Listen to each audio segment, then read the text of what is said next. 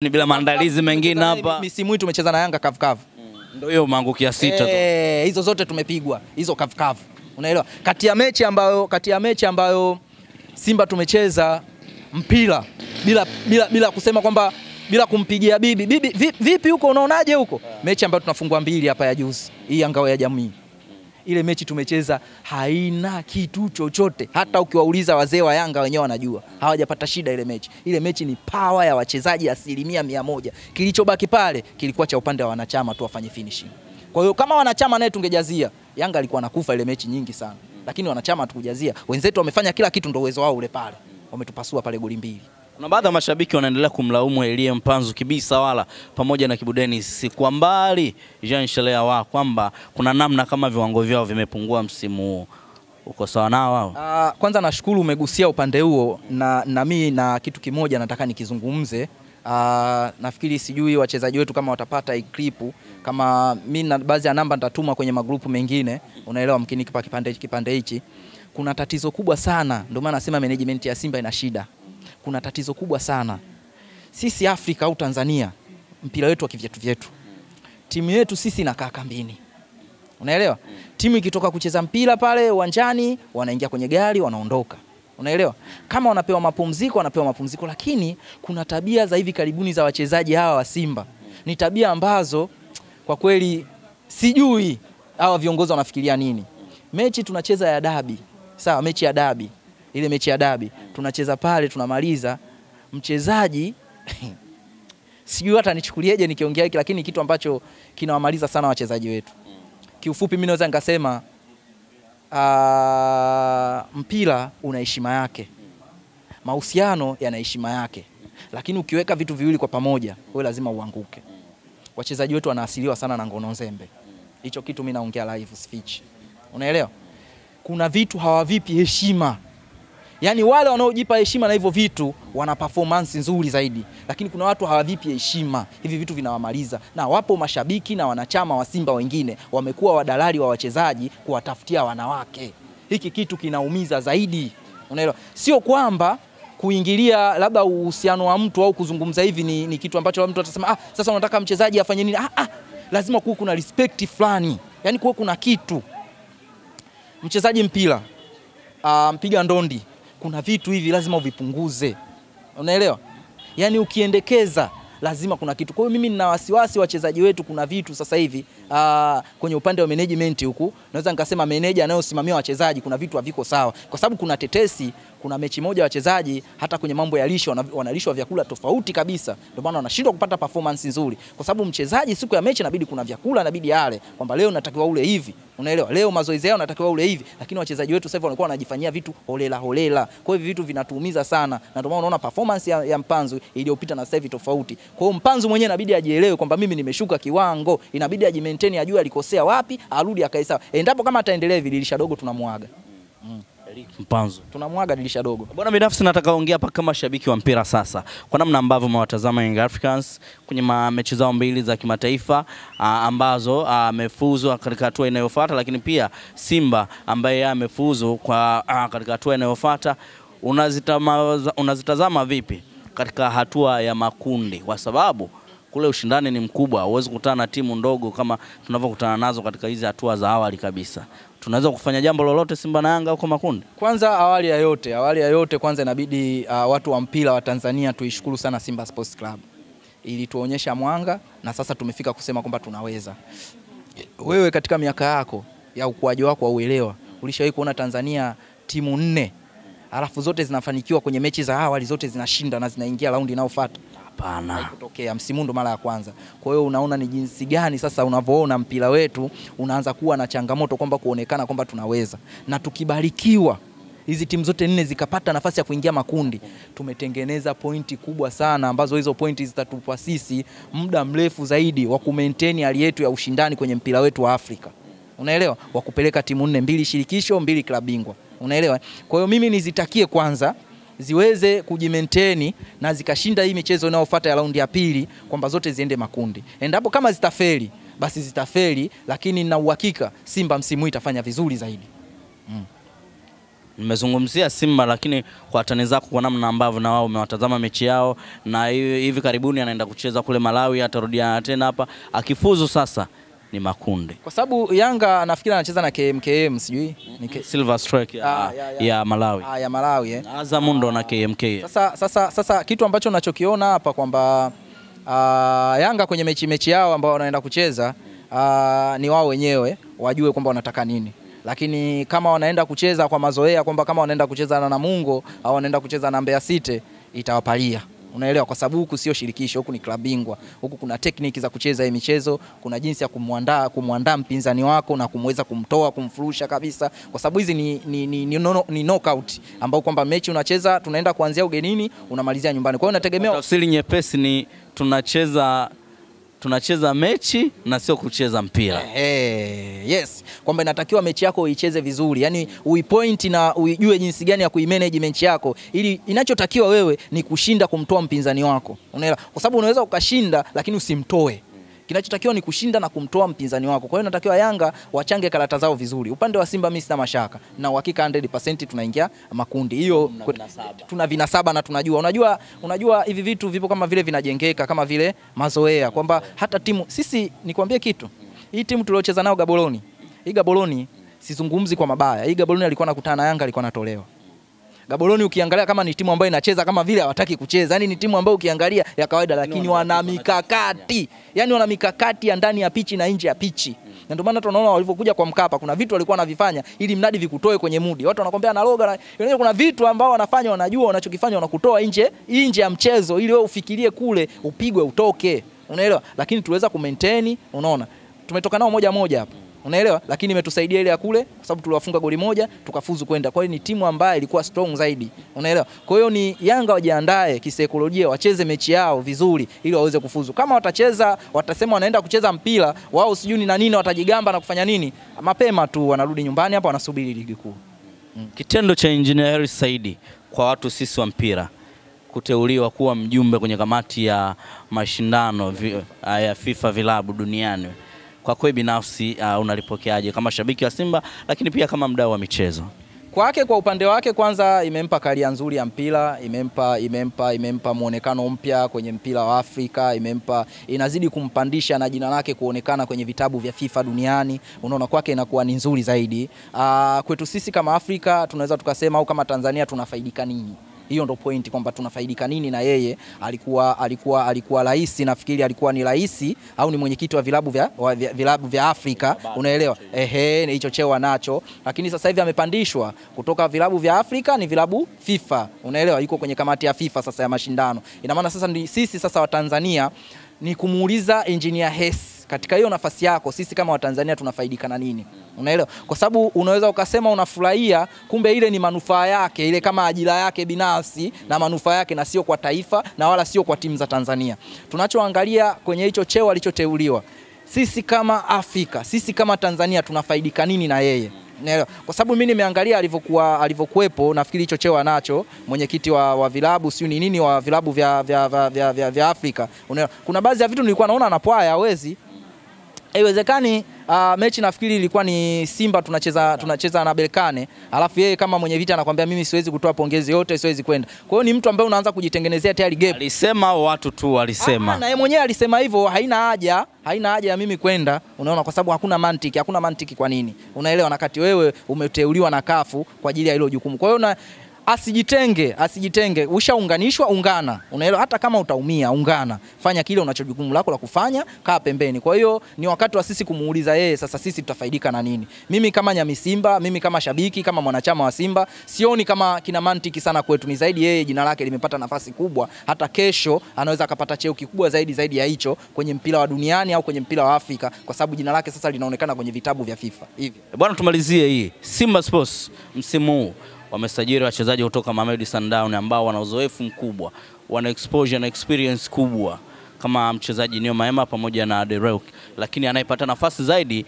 ni beki Rushaine, tofauti na Neo Maema. Kitendo cha mchezaji mzawa Morris Abraham, mwalimu kumwamini na Neo Maema akakaa kwenye mbao, hii kwako kama shabiki unajisikiaje? Unajua, tuache kuongea unafiki, tuongelee kiuhalisia.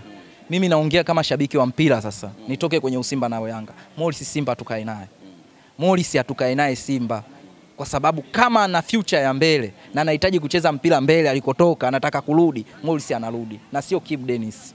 Kibu Denis ana future ya kucheza mbele lakini hawezi kwenda mbele kwa sababu kiwango chake kina drop. Morris ni mchezaji ambaye ana kila kitu, anakupa, ana power, unaelewa, ana akili. Yani ni mchezaji ambaye nasema Simba, Mungu atujalie tumtumie msimu vizuri, lakini na imani msimu unaokuja tukae naye yule mchezaji. Ataondoka. Hata kwa kununuliwa kwa hela kubwa ataondoka. Ni mchezaji yuko vizuri. Yani kwa kiwango chake unamwona kabisa huyu kweli ana viwango vya international. Sio mchezaji ambaye wakuweza kucheza kwenye ligi yetu. Anapiga mpira. Lakini kwanza mwenyewe nimeshangaa. Unaelewa? Nimeangalia mahojiano yake, alisema kwamba alivyochukuliwa na Simba ni amechukuliwa kwenye kipindi ambacho alikuwa hana timu. Na hata alivyopigiwa kuja na Simba ilikuwa haraka zaidi kuja kwake. Lakini mimi siangalii ule uharaka wake wa kuja, naangalia ile ndoto yake anayofikiria. Unajua unavyofanya kazi siku zote, usifanye kazi kwa kusema ngoja nisubiri mwisho wa mwezi nipate hela. Fanya kazi kwa kujua future yako mbele unataka nini. Ndio Morris anafanya kazi Simba kwa kujua future yake ya mbele anataka nini. Tuna wachezaji Simba ukiwahoja anakuambia mimi nataka nikacheze mpira nje, lakini ukiangalia kiwango chake akideserve kwenda nje. Kwa mfano mimi sitaki kuficha. Nikimwangalia Kibu Denis wa miaka miwili iliyopita na Kibu Denis wa sasa hivi ni vitu viwili tofauti. Kiwango chake kimedrop, lakini huyu Kibu Denis kila siku anawasumbua Simba, anataka kwenda kucheza nje. Anaenda huko anafanya kila siku anafanya mazoezi na hizo timu, anafeli. Lakini kwa nini unafeli? Kiwango chako kinashuka. Lakini Morris sio mchezaji ambaye anaweza kukaa Simba misimu miwili mitatu akachezea Simba na kataa hicho kitu. Kwa kiwango hiki anachokionyesha, labda drop, lakini kwa kiwango hiki hawezi kukaa Simba. Na baadhi ya wachezaji ambao nyota wa Tanzania walitoka Tanzania wakaenda ughaibuni kwenda kucheza soka la kulipwa, lakini baadaye wakarudi nyumbani. Na malengo yao yalikuwa kama Abraham Morris, kwamba anakuja anatunza kiwango kipindi hiki ambacho mimi sina timu, alafu then nipambane nikaoneshe. Kwa mfano Farid Musa wakati huo ametoka Tenerife Spain kipindi cha corona, Yanga akamchukua na yeye mwenyewe focus yake ilikuwa acheze, arejeshe kiwango chake, arudi. Kuna bwana mdogo yuko sasa hivi kama sikosei, kama yuko Mashujaa, yupo Coast Union, yes. Makambo. Namjua. Makambo, yes. Naye alienda amerudi. Hii kwa kweli inakupa imani kiasi gani kusema bwana huyu Morris huyu atukai naye haitakuwa kama wachezaji wengine? Kitu ambacho mimi kinachonipa matumaini na kitu ambacho mimi kinachonifanya kwamba nimuone huyu mchezaji ni international player na sio national player ni kwamba kiwango chako. Unaelewa? Elie Mpanzu tunayemzungumzia hapa, Elie Mpanzu wa nusu msimu uliopita. Unaelewa, na Elie Mpanzu sasa hivi kabadilika. Elie Mpanzu wa nusu msimu uliopita kila mtu tulikuwa nasema hatuwezi kubaki naye Elie Mpanzu kwa kiwango alichokuwa anakionyesha. Alikuwa na future ya mbele. Lakini hapa katikati kuna vitu gani sio vimeingilia, amedrop kiwango chake. Kwa hiyo unamuona ni mchezaji ambaye hawezi kuwa na muendelezo mzuri. Lakini kimwangalia Morris kwa muda huu anaocheza Simba, kama kiwango chake na umri wake anaweza kumaintain, unaelewa, ni mchezaji ambaye hawezi kubaki Simba. Hata namba ya kushoto ambaye Simba wamemchukua yule bwana mdogo anaitwa yani mchezaji anajituma, anakupa kile unachokitaka, anaweza kufanya kitu kile kwa wakati.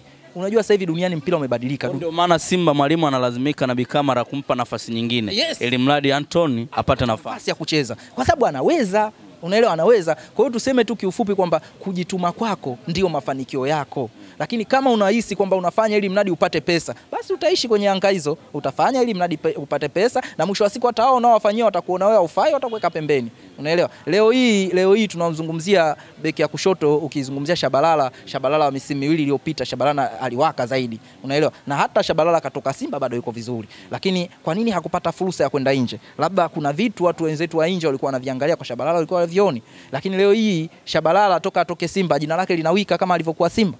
Unaelewa? Kwa hiyo kariba ya mpira iko hivyo. Unapokuwa kwenye timu kubwa, unapofanya vizuri jina lako likaimbwa, tumia hiyo fursa uonekane, uwe mchezaji wa kiinternational, sio mchezaji wa Tanzania. Unaelewa? Uwe mchezaji wa kimataifa. Unaelewa? Sio mchezaji wa kitaifa. Unaelewa? Hiyo itakusaidia. Ukimwangalia Nzize, mpira anaocheza sasa hivi, Nzize sio kwamba unajua watu kuna vitu ukizungumza utakwambia wewe unaongea ushabiki. Nzize sio mchezaji mkali sana. Yaani kusema kwamba ni mchezaji ambaye ukimweka hivi Nzize na Soa yuko bora, Nzize Soa mzuri. Mimi nakupa hiyo kaa nayo. Soa mzuri. Si mshambuliaji wa kati au kwa sababu Nzize matumizi yake yanaweza akatokea pembeni, kaingia kati au anaweza kuwa kama mshambuliaji wa kati. Je, Soa ana kariba hiyo? Akisimama kama mshambuliaji wa kati amfiki Soa. Unaelewa? Awe kwenye kiwango chake kizuri, alafu Soa naye maintain kiwango chake. Soa ni mzuri. Kwa sababu gani nakwambia hivi? Nzize amekutana na timu ambayo kacheza nayo kwa muda mrefu. Sawa. Ile timu kuna baadhi ya wachezaji zile winga ambazo wanazotumia za pembeni zinajua kumlisha Nzinze. Nzinze mimi sikufichi, atoke Yanga aende timu yoyote, si alikuwa anataka kutoka, atoke Yanga aende timu yoyote, Yanga Nzinze mnamsahau. Sio mchezaji ambaye anaweza kujipambania. Umemwona Mayele? Mayele ni namba 9 lakini mchezaji ambaye anaweza kujipambania. Mayele anacheza timu yote. Mayele hata umpeleke sasa hivi England anakuwa kama Haaland Mayele. Unaelewa? Lakini kwa sababu sisi kwetu Afrika wenzetu wa nje labda England wanamchukulia Mayele kama mzee, lakini Mayele hata ukimpeleka sasa hivi sio ile Mani timu ilivyokuwa mbovu hawana watu wa kufunga. Mayele akienda Mani anafunga. Na watu kila siku tutacheka hapa. Kila siku mashabiki wa Mani jezi zitafunga Al Hilal ya Saudi Arabia chuma 3. Yule Mayele akienda Man United Mayele anafunga. Hawana mtu wa kufunga kama yule. Mayele anafunga. Kwa hiyo ni kaliba ya mchezaji jinsi gani anavyojitengeneza. Unajua ukiwa mtu wa mpira kwa kuangalia wachezaji unajua kabisa huyu mchezaji anacheza hivi kwa vipi, anacheza hivi kwa nini. Unaelewa? Ndio maana hata ukimwangalia tuseme let's say tumzungumzie labda Chama. Unaelewa? Chama aliyekuwa Simba, alienda Yanga, yuko Singida. Sasa nikwambie Singida atacheza mpira Chama mpaka watu watamshangaa. Kwa sababu gani?